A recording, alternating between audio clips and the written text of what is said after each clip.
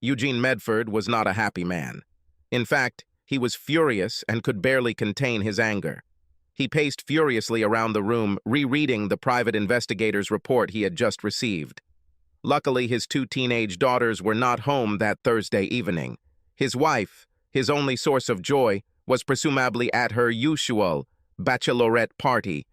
But because the report he was reading confirmed what he had long suspected, Ashland was actually at the Starlight Motel with her shitty lover, Donald Gresham.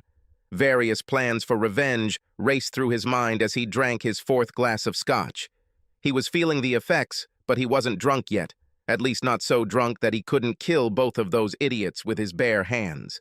Emotions got the better of him, and he threw his glass into the fireplace, the glass shattering into 1,000 pieces. It sounded like a gunshot. "Bastards!" There was a knock on the door. It was actually a loud knock. "Police, open up!" Eugene was already angry enough that he needed someone to take his anger out on, and the police would be a good target. Some traffic cop gave him a ticket this evening right around the corner from his house. He claimed that Eugene failed to stop completely. "This is just what I need." He walked up, opened the front door, and was ready to tell these cops everything that was on his mind when he realized that he was looking at 3 guns pointed straight at his heart. What the hell does that mean? Oh, damn! The next thing Eugene knew, he was lying on the floor. "Let me get up, you bastards, I did not do anything." When the dust settled, he sat on the couch, rubbing his sore wrists. But the officers apologized for their actions because they thought they heard a gunshot.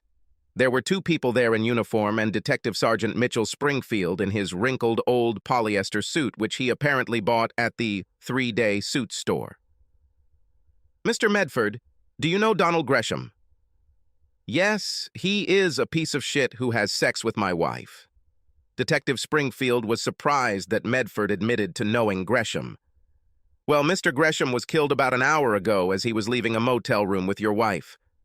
It's a pity, but I thought that only the good die young. Whoever did this killed my wife too. Please tell me the answer is yes." Eugene smiled at the detective. "This is no laughing matter, Mr. Medford. You are the main suspect in his murder. Where were you an hour ago?"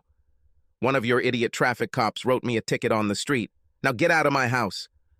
"Look, Mr. Medford, we're just doing our jobs. Of course, you understand that when a wife's lover is killed, the husband certainly becomes a suspect." "Okay, but isn't that true for all the husbands whose wives this bastard had sex with?" "Well, yes. I'm sure you're right," answered the amazed Detective Springfield. "Well, Detective Mitchell Springfield, your wife Victoria, living at 123 Ashland Avenue. You must be a suspect because Gresham also had sex with your wife." Eugene tossed a photograph that clearly showed Springfield's wife cheating with Gresham in the bed. The detective considered his exclusive one. Springfield stared at the photo, turned green, and vomited all over Eugene's living room carpet. He sank to the floor in a daze. The 2 uniformed policemen didn't know what to do and just stood there with their mouths open in shock. "By the way, where is my loving wife?" Springfield didn't react. One of the policemen spoke. "She's in our patrol car waiting for it to be safe to pick up some of her things. She plans to live at her parents' house for a while. Maybe it would be better if we just took her there now." Eugene nodded. "This is definitely a good idea. Why don't you help the detective to his feet and lead him outside? Don't bother.